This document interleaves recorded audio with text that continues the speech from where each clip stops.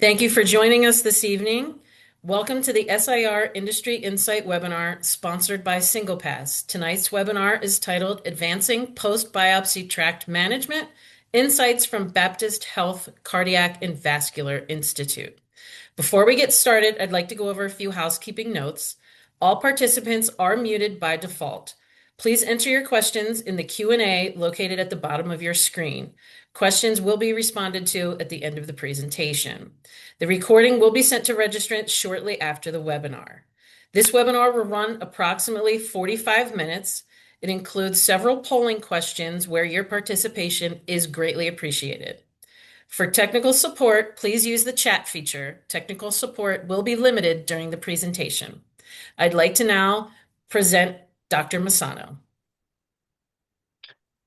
Thank you, Stacy, for that gracious introduction. Thank you to SIR for allowing us to have yet another webinar. So today our webinar, sponsored by both SinglePass in collaboration with Society of Interventional Radiology, is entitled Advancing Post-Biopsy Tract Management, Insights from Miami Vascular, otherwise known as the Miami Cardiac and Vascular Institute. So I'm really excited. It's a very special webinar for me, bringing together old friends and colleagues. More on that in a slide or two. But first off, this is actually the third Industry Insights webinar that we have done and SIR has done, and we've been really fortunate to be a part of every single one. And every time we have a wonderful time discussing kind of the nuances of this device you see here on screen right. This is the SinglePass device that many of us on this call have really grown to love and use frequently in our daily practices as interventional radiologists. So what is SinglePass? So SinglePass is the name of the company and also essentially this device. This device is an electrocautery tool designed to cauterize biopsy tracts after doing medical liver biopsy, medical renal biopsy, liver mass biopsy, lung biopsy, any biopsy really throughout the body that has a risk of bleeding. And this novel technology allows us to stop bleeding in the tract, lower the risk, we believe, of complications, and also really improve resource utilization in the hospital, which is increasingly important in the modern era. So today we're going to talk and describe some of the best practices, give you a sneak peek into some of the clinical data and results that we are really collating at this time, and review some of the impacts on our clinical practice. So I would like to, I'm just going to do a pre-introductions for you guys first. So first off, we've got Dr. Mora. These are all basically colleagues of mine. If you don't know, I also trained at Miami Vascular, where my friends today are still practicing. But Dr. Mora is at the Miami Cardiac and Vascular Institute, an amazing young interventional radiologist, really pushing the field forward despite his youthful looks, has the wisdom of many generations. And then we've got Dr. Narayanan, who literally needs no introduction, the world leader, in my opinion, undisputed, I think in the opinion of all interventional radiologists, undisputed world leader when it comes to ablation. So we've got two world leaders and me today on this call, and we are going to have a good time. So first off, though, I want to get some audience participation going. And so I do have a question for everybody on the call, and this should pop up on your phone or on your computer as you're participating. If you perform biopsies regular, have you, or maybe your immediate partners, of course, experienced a significant bleeding complication in the past year? And so let's say, did you do a renal biopsy and have a significant bleeding complication that required intensive care, maybe an embolization, maybe a transfusion? Has this occurred to you? So let's see if we get that to pop up there. And I look forward to seeing the responses. And you faculty, you can vote too. I'm curious what you have to say.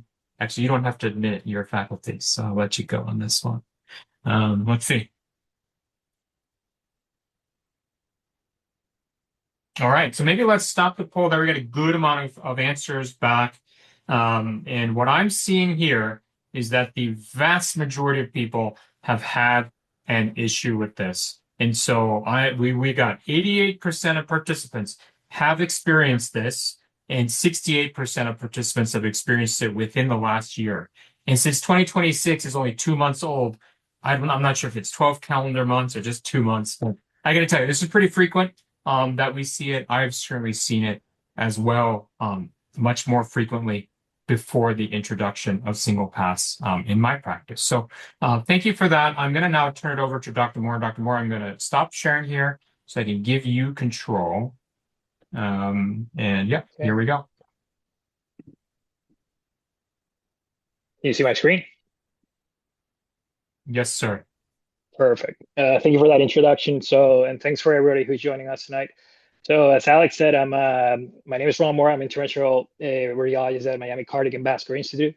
And today I'm going to be speaking with you about a device called SinglePass, which I believe has the potential to represent the new standard of care in biopsy closure.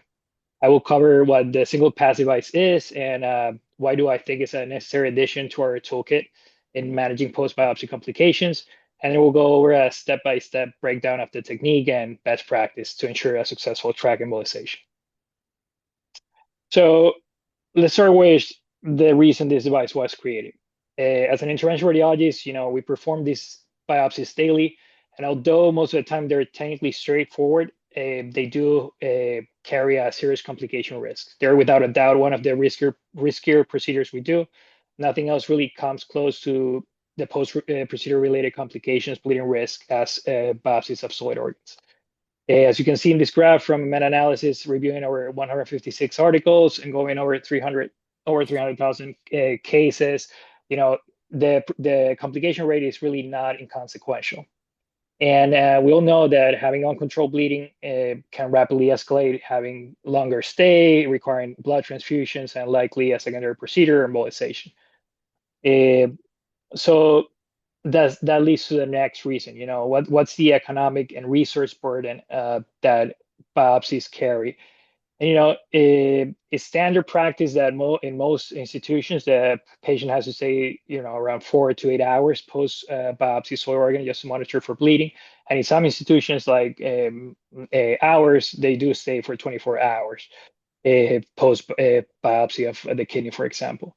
And then if a complication occurs, then that's when the cost can skyrocket. We're talking about a minor bleed. Just the observation alone can be like $5,000 to $6,000 more into the patient. And if we're talking about requiring a blood transfusion or embolizations, then we're in the range of $25,000 to almost $90,000, which again is not a small sum. Up until now, most of us would use gel foam for tract embolization, but we really didn't have like a standard reliable way to close our tract and stop the bleeding in a safe and sure manner. So that's where SinglePass comes in. So as you mentioned before, SinglePass was the first and it's the only FDA cleared disposable electrocautery device that can rapidly cauterize the tissue directly through the guide needle we're using. It's a single-use handheld device. It's battery powered. There's no special external equipment that we have to buy in to use this device.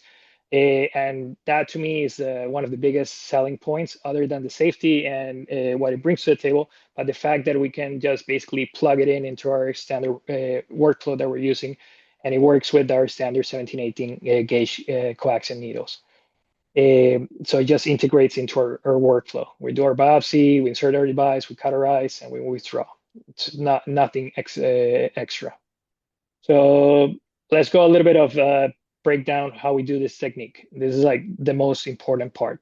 So the first part would be in the back table. Before we even start, we'll have a biopsy guide needle. As you can see here, we'll take the inner stylet, the sharp stylet out, and we'll put our our SinglePass device in. We'll lock it up in the two light blue hubs, and that will basically marry the two devices. And then we'll basically push forward the whole needle in the guide needle just until the tip extends outside the same amount as our biopsy device is going to extend, which is usually a centimeter or 2.2 centimeters out standardly. So we want to make sure that our SinglePass tip extends outside the same amount that our biopsy device is going to extend, so we ensure a good tract ablation. Once we do that, we want to securely tighten the dark blue lock, and that's going to make sure that that measurement stays the same. Then we pull it out, we put our sharp stylet in, and we proceed to our biopsy as we would do any other time. Once we finish our biopsy, we take our last sample in. We'll basically put again our SinglePass device here. Again, we'll tighten that up and we'll marry the two. We want to turn it on. We don't want to push this button, which is basically what turns on the heat or the cauterization outside the body, because there's a potential that it could short circuit. So we just want to make sure we only turn it on. We see the light go green, and then we locked it in the device. We twist it, we ensure it's there. So this is one of the most important steps. Once we're in, we're logged, we want to hold that button for at least 10 seconds. And that is going to ensure a good, that we reach optimal temperature, and it's going to cauterize the tissue around our biopsy tract. Once we do that, then this the withdrawal part. This is when we're going to basically marry them as a single unit and slowly withdraw. We want to take our time here. I would say 3 to 5 seconds per centimeter is a good practice. And if you're doing a liver, you can monitor this via ultrasound, real time. We've done that, and you can actually see your tract being ablated in real time, and you're ablating your whole biopsy tract, as you can see in this illustration. The most important thing is that you stop before you hit the skin, because you don't want to cause skin burn in a patient. I personally, when I'm doing the kidney, I'll just do a smaller tract, because there's no real incentive for me to be cauterizing up to the soft tissue. But if I'm doing obviously a liver, the biopsy tract is going to be longer. I just want to stop before the skin. So you just want to have an idea how deep you are. And this is it illustrates the concept of why we want to take our time, and take it slowly. If we do it too fast, we're not going to ensure that we are cauterizing that tissue. We want a good seal, a good chart. You're going to have a physical feedback. You may feel like your device is stuck, and that's actually a good sign. It basically creates like a char across in the tissue. What you want to do is do not pull back too fast, but just do a slow twist of the device and pull up slowly and slow and steady. That's the key for this device, I would say. And I just want to show these illustrations that we did on a model, and it kind of shows that how the cautery works and how you paint that tract. The first one on the yellow is a 20-second cauterization, which I think is more than enough for a medical liver, medical kidney biopsy. It's going to ensure that you have good tract ablation, embolization. Now the lower one in green is a 40-second burn. So that one I would reserve more if we're dealing with a lesion and we want to minimize the risk of tract seeding, which Raj I know will go into more later on. But that's why you want to be taking your time, and this is proof of concept of how good your tract is going to be ablated. So the slower the better. And this is very important. So the SinglePass is a very simple device. It basically has the cautery button, the on and off switch, and that's it. So what you want to know is the first thing you do, you take it out of the box, you turn it on. You turn that switch on. If it's red, which can happen, but basically that's how you check the device. If it's red, it means that there's something wrong with the device. You just open a new one, send that one back. And if it's green is good to go. You don't have to press it outside the body. As I said, it could short circuit. So you just want to make sure it's green, turn it off, get your measurements, put it on the back table, do your biopsy, and then proceed with the track. So I'm not going to dwell too much into this, but so far there's been great clinical success, up to 99% procedural success in tract closure, and no significant adverse events.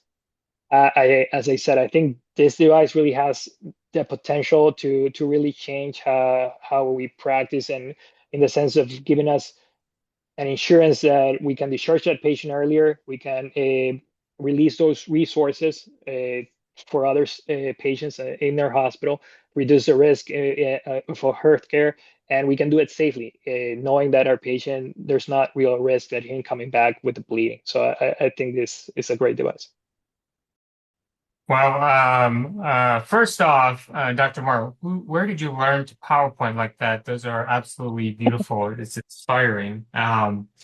Second reaction that I have actually is, I mean, I love some of the way that you described, right? The description of the technique that I think sometimes we have trouble communicating, but you did such a beautiful job of that. First off, I love watching the tract ablate when I'm like closing a liver biopsy. That's one of the, it just is one of the, there's a few things in IR that make us so excited. I think, the wire going into tips is one of them. And I swear the other one is watching that, that bubbling along those tracks when we're closing those up. And I think you got something going on here with the contact time equals seal quality and welding this stuff shut. I mean, that is literally what we are doing. So thank you for those insights in the beautiful way you described it. I did want to ask a question before I let you relax here. So, you've done a lot of cases now. I'm always curious, first part question, how long did it take you to feel comfortable? I mean, you're a true expert now, so I'm talking about not necessarily to that level. That takes time, right? Every little in and out of the device. But how long did it take you to get comfortable using the daily practice? And you have trainees. So how is it getting your trainees up to speed? Was that difficult? Are there any tips or tricks that you have, those of us working with trainees? Yeah, no, as I said, I think it's really the beauty of this device is how straightforward it is to just plug and play into our daily practice.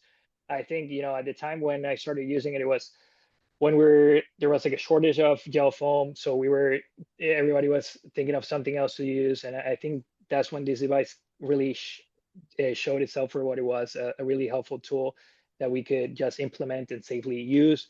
I basically had an in-service, small in-service outside, and then I used it right away. I thought it was super straightforward. And then, as you know, we have fellows. I watched them, I showed them, and they just did it right away. There was like really no learning curve. I think the key things are the dwell time. Don't rush it, because that's when I've seen that's when we really don't get a good seal. If you rush it and take less than 10 seconds, you're not really ensuring a good cauterization of that track. Or if you're yanking it out too fast, you got to take your time, and that's when I feel like you have 100% success rate at that point if you do it correctly.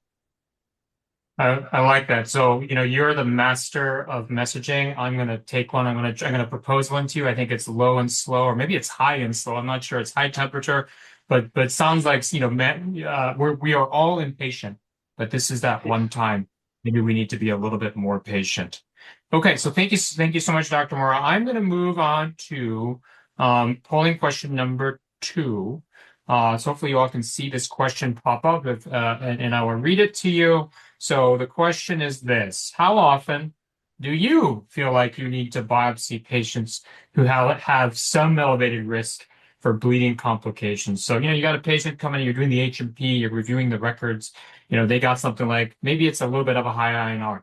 Maybe it's not super high, but it's high for, you're like, oh, that's a little bit high. Antiplatelet medications, antithrombotic medications, maybe some other, bleeding diathesis in their medical history. How often does this come up for you? I got to tell you, in my practice, it seems to come up every single day. But I'm curious how it is for the rest of the folks on this call. All right, so I've got responses coming in. I feel like I'm running a raffle or something. Okay, so let's see. So 45% of you, so almost half of you said this comes up often, and another 32% said occasionally. Only a small fraction of folks said rarely. So I think that pretty much sums up the situation in my practice as well. I mean, it's fairly frequent, I would say. Okay, so next up, I'm going to stop sharing and I'm going to turn it back over now to Dr. Narayanan, our next faculty member, to share some of his experiences with SinglePass. Thank you, Alex. Can you see my slides? Yes, sir. Great, thank you. Good evening, everyone. I would like to thank SIR and SinglePass for including me in this webinar.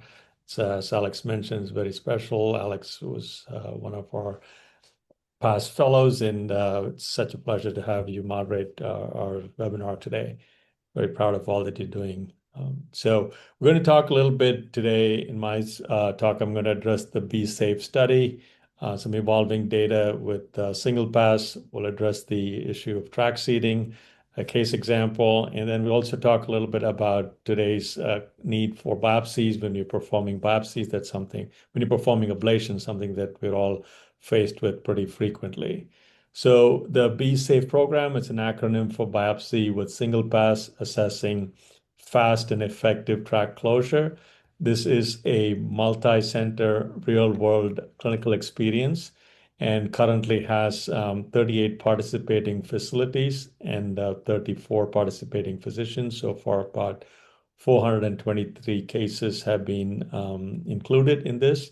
And so the results through February 21st, as you can see, the organs that have been biopsied, the vast majority of them, 66%, is in the kidney, 26% in the liver, 4% in the lung, and smaller percentage in spleen and breast.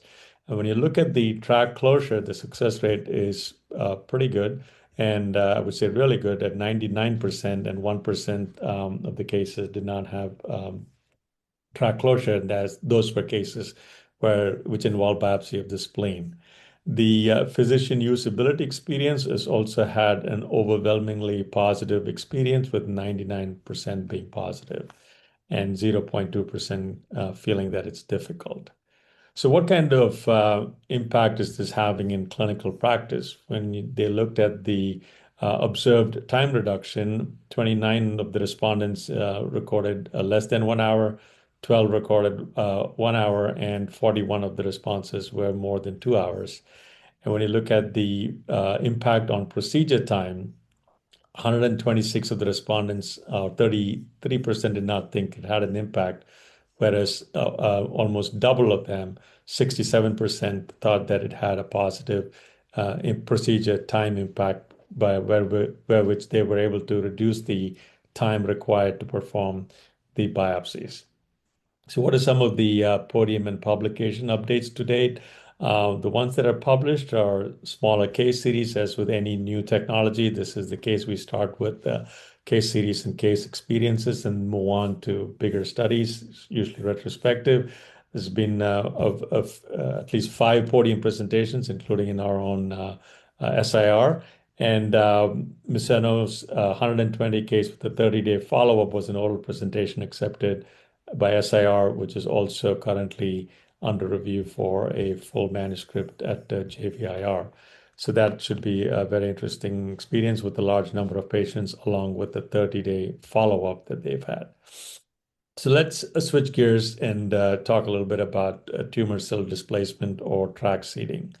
So those of us who perform biopsies on a day-to-day basis and very familiar with the technique, we all use a coaxial needle assembly. Then that's initially placed into the tumor, first with either ultrasound or CT guidance. And once the position of the needle is confirmed, we take the inner stylet out and then advance the biopsy gun through the coaxial needle, and then take the biopsy samples. And then once the biopsy samples are removed, the biopsy gun comes out, and then we put the stylet back while the outer coaxial unit is in the tumor, and then take everything out with a single draw out.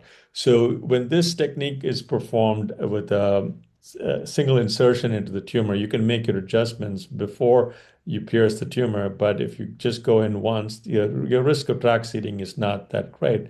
But when you don't follow proper technique, or somebody goes in and out of the tumor multiple times, then obviously you increase your risk of tract seeding, which can happen with biopsies or even with some ablations. So that is the most common cause, is improper technique when you're performing biopsies. And the other thing with ablations is that when you don't do a proper tract ablation, and also with some techniques today that we have for ablation, such as IRE, where you do not have the option of performing tract ablation, you can do it with RFA and all microwave devices. And one of the cryoablation devices that's on the market but the other tools such as IRE, where you cannot perform tract ablation. So here's a single slide that looks at various studies, just in the essence of time, that looks at the first four studies looked at the tumor cell escape, and the percentage was between 6 to 50%. Tumor cell escape always does not mean tract seeding. And then the other five studies at the bottom of the slide looked at actual tract seeding, and the risk was about less than 0.1 to 3%. Of course, 3% is a small number, but that is no patient wants to be recorded in that 3% when they are undergoing a biopsy and having to have a tract seeding complicate that. So if you look in the literature, you're going to find several case reports in various literatures looking at various different cancers that were biopsied, which then led to tract seeding. Here is one example of that in JVIR, where the liver biopsy shows a actual tract seeding. This is a paper that looked at multiple manuscripts over several years. It's an older paper, looked at 99 articles, which had 179 events of tract seeding. This was between 83 and 07. And 66 of these tract seedings were after liver biopsy, 26 were after ethanol injection, one after microwave, 22 after RFA, and 64 after combined biopsy and percutaneous treatments. So in this, they concluded that the risk of seeding, all of this was for HCC, risk of seeding with HCC is substantial and appears greater when you're using diagnostic biopsy alone compared to using it in a combination of biopsy and percutaneous procedures, mainly because you're able to tract ablate when you're doing ablations. So I picked up one of the case examples from my own personal experience, and this was a 74-year-old female with Hep C and cirrhosis. Patient was a child A with a MELD score of 7. Patient was referred to us with biopsy-proven HCC for an ablation. As you can see, this is a classic appearance and a good size and location for thermal ablation. It was away from critical structures. And here we performed radiofrequency ablation. This was before we switched over to microwave. You can see the path that we've used to perform the RFA. And with any RFA technique, you want to go deep to the deepest part of the tumor. You do the ablation, retract your tines, pull back, and repeat the ablation till you cover the entire tumor with overlapping spheres. And the last image is where you see the complete ablation zone and the tail that signifies the tract ablation that we do after every thermal ablation procedure. Patient returns at 9 months for a follow-up, and here you can see, based on modified response criteria, that we had a very good response for the ablation zone, but there was a new perihepatic nodule, and this was along the biopsy tract. As you can see in the previous slide, the ablation tract was completely different, and this was from the biopsy tract, and this was biopsy that was proven to be HCC, which was a tract seeding case. So although this was managed with ablation, sometimes patients with other cancers in isolated case reports have not been that lucky. So as you can see, the recommendation when you perform ablations is to also add tract ablation to prevent the risk of bleeding and tract seeding. So now these days, with the ablations that we perform in many of your practices, you would have an increase in the number of ablations that you perform. And for tumors such as RCC, once upon a time, earlier days, we were not performing biopsies for solitary renal masses, but now more and more requests come in for biopsy of these masses, even when we're going to ablate these. And most of the times we combine the ablation and biopsy into a single procedure. In our practice, we get it frozen, and then we perform the biopsy. So I want to share with you an example of a case where renal cell carcinoma with the central part of the extending into the central part of the kidney. And for that reason, we chose to treat this with irreversible electroporation. And on your right, you're seeing a small video clip of the same tumor, which demonstrates arterial enhancement. Here, we placed 3 IRE probes to bracket this tumor, and this is a short video clip of the same with the 3 needles that were placed in a triangular configuration.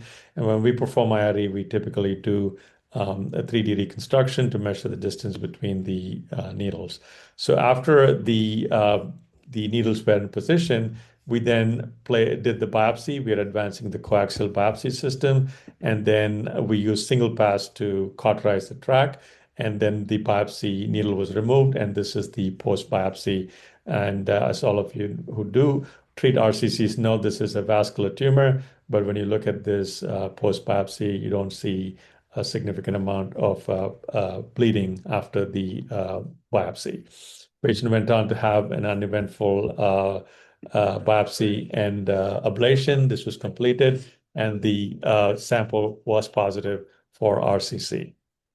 So what impact has this technology had in our practice? Pretty much we've switched to using SinglePass instead of gel foam in vast majority of the ablations that we do, especially in kidney and liver. And our practice is one where we typically admit our medical renal biopsies for 24 hours for the impact or the possibility of bleeding complications. And at least me and Ron have been discharging our patients after performing medical renal biopsies and then cauterizing the tract with SinglePass. So as he mentioned earlier, that definitely makes an impact on the utilization of the hospital beds and also your time in the recovery suite. So that's typically been one of the most important impacts that we've currently seen in our practice. And of course, the ease of use and the acceptability throughout our practice locations has also been another plus. So with that, I would stop and thank you again for including me and happy to take any questions.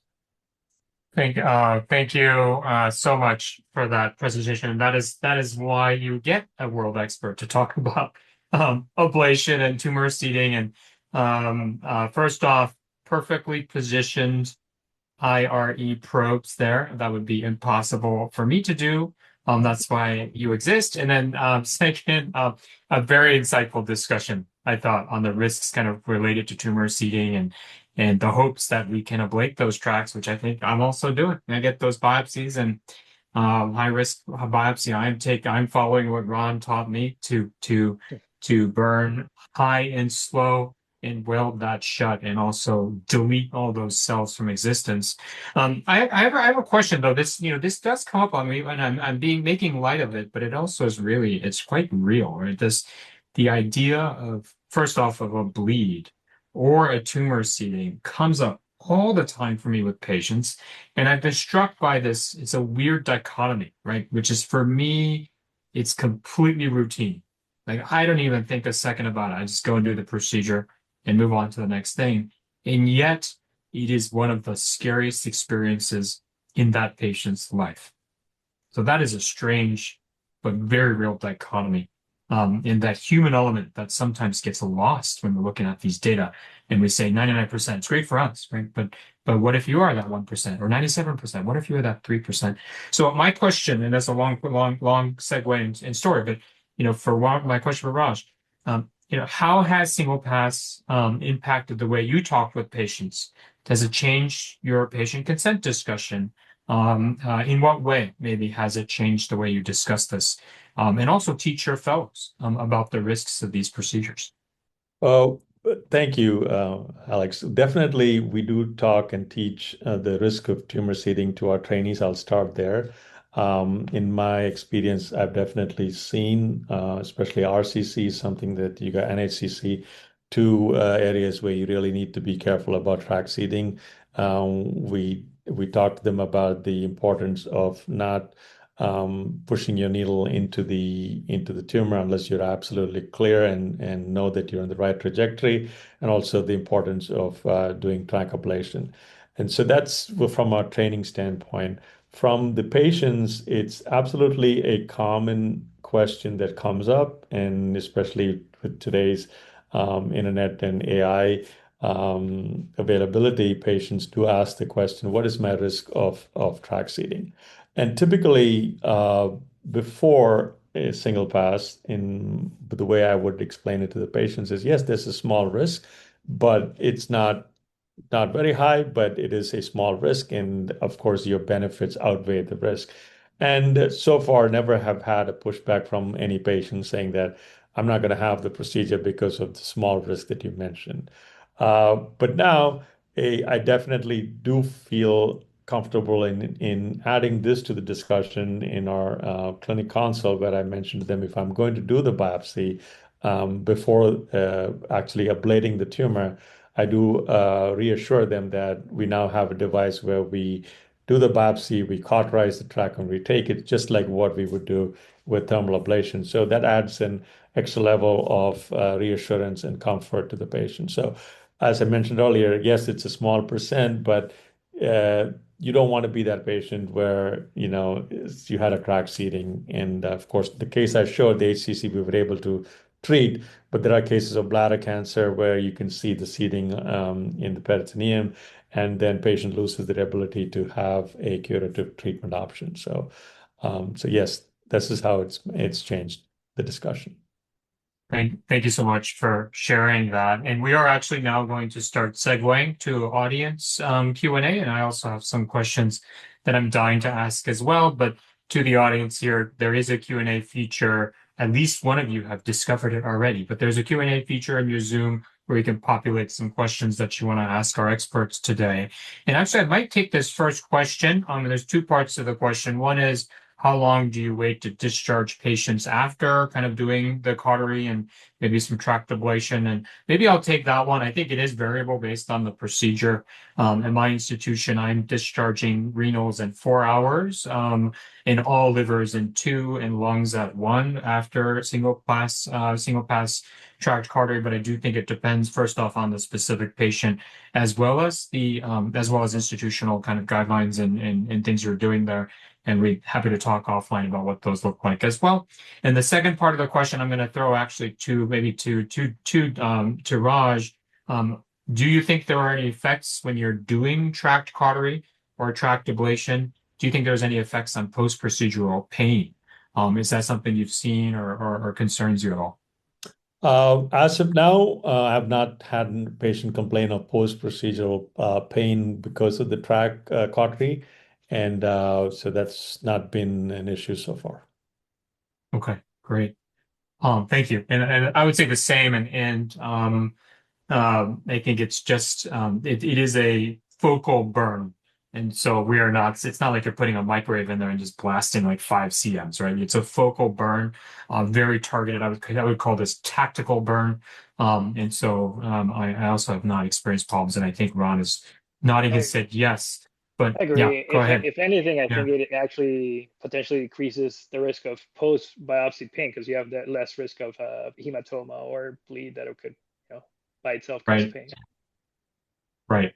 So Ron, I've got you for a sec. I wanted to ask a question, and you can blow me off if I'm not supposed to ask this, but I heard through the grapevine you maybe doing some research on kind of how SinglePass is going to be part of your practice. Can you share a little bit about your study with us? Yeah, for sure. So as we said initially, we at MCBI, we are a little bit more careful with our medical renal biopsies. We tend to keep them overnight for 24 hours. That's the standard practice when I did my fellowship and has been since now. So we're trying to minimize that to at least 6 hours to begin with, potentially with the kidneys. For the livers, we do 4 hours. So what we're looking at, just to get the institution more comfortable as well as our partners, looking at the safety of this device, we're basically looking at a prospective evaluation of our biopsies of kidneys and livers using SinglePass, which we're now doing on all of the cases, and we're comparing it with our historical gel foam controls, and we're gonna basically assess for safety, readmission rates, complication rates, and the idea is to basically try to prove, hey, this is a safe way we can discharge patients in more than half the time that we did before, and they're not coming back, and we can use it. It's worth it. Thank you. Well, thank you for doing that, because I think that's what we need to see. We're certainly getting signals in Be Safe study as some doctors are, looking to decrease recovery time and getting patients home. But this would be the first truly quantitative analysis in a large number of patients, I think, to show that. And it turns out some of those discussions become very important when you're going to value analysis or going to C-suite or CFO or something, and they're asking you, what is the value of this technology? And once you show that, I think it often becomes a very, very easy conversation. So there's another question that came up about gauge sizes and length. So maybe I'll take that question. So the device comes currently in two different lengths, and it really relates to the shaft of the device. Comes in a 17 and a 22 centimeter length. And that's not the point for me. I think about it in short and medium length biopsy needles, and they were designed to go with your short and medium length biopsy needles. And there's a little variability depending on the needle, how much of the device you need to kind of put in order for the appropriate length to stick out the tip. Also relates to trough of the device as well. And so you will find just to adjust it to your local practice and your local biopsy device, really not difficult, but small adjustments. And then gauge sizes, it's currently an 17-18 compatible device. And so it's essentially 18 gauge going inside a 17 gauge guide needle.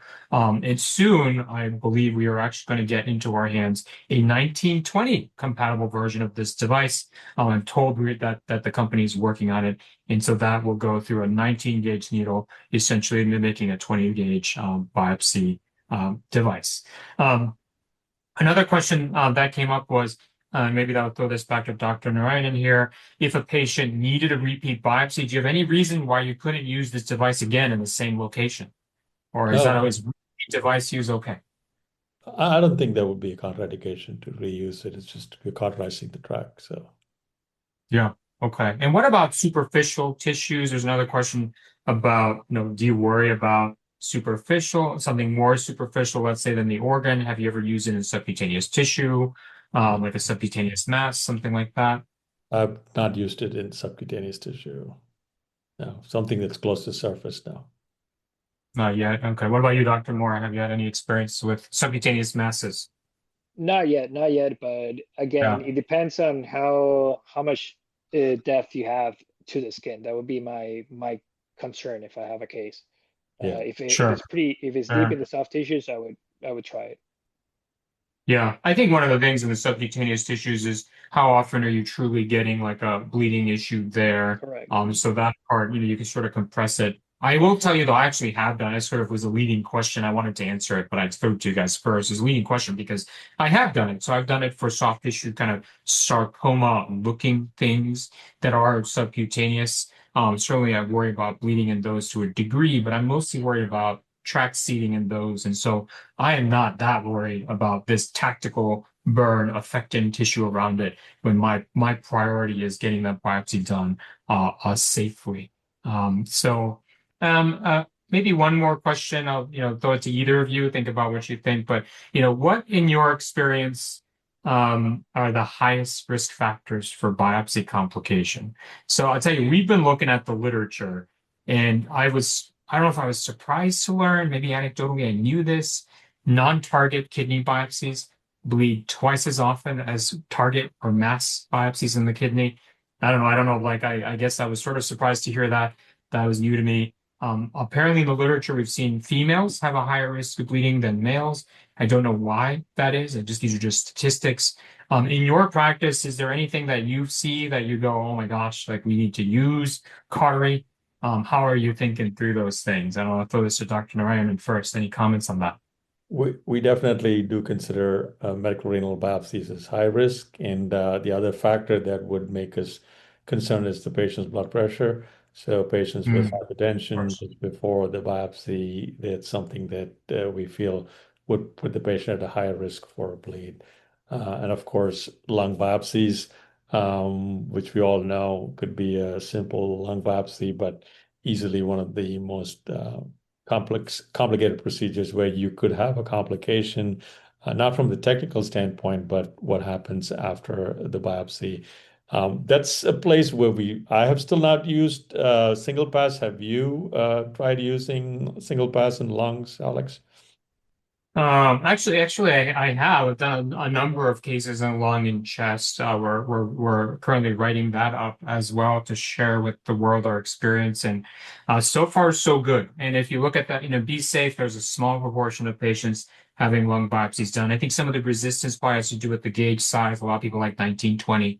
So that's going to get addressed, I hope, with the 1920 compatible SinglePass, which is a new device, although it's really a line extension. So maybe that's some of the resistance, but I'm pretty optimistic about basically cautery. You look at some tissue, you do a quick zap cautery and it shrinks, right? I mean, I'm pretty optimistic that shrinkage, and that's actually one of the questions that's in the chat here. Thank you for raising that to whoever posted that. But just kind of zapping that tissue closed with electrocautery, I believe it will decrease the risk of pneumothorax, and all the cases so far in BSafe have been closed successfully. So. Right.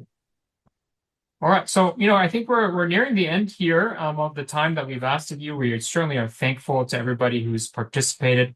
There are a few more questions that we didn't quite get to, but hopefully some of you, we can follow up with you on those questions. I'm more than happy to talk with you more on any of these topics as well. And I know my faculty here would love to continue the conversation. So I'll close with this. First off, thank you. Thank you, Dr. Narayanan. Thank you, Dr. Mora, for our myovascular SinglePass discussion and webinar today. Pretty awesome. A great way to get back together. And I look forward to seeing you both in person at some point soon. If you have questions, please visit the website. You can also email us at info@singlepass.co. And then finally, really important, okay, you do not want to miss this. So in Toronto, at the SIR annual meeting on Monday, April 13th at 5 p.m., we're having an event. It's fairly exclusive. It's only for people in the know, and you can RSVP for it right now, tonight, through this QR code. And we do look forward to seeing you at that event. I don't know the details. I'm told it may be on an aquatic vessel. So please do come and join us. And with that, I will close. Thank you very much, everybody, and have a wonderful evening. Thank you. Good night.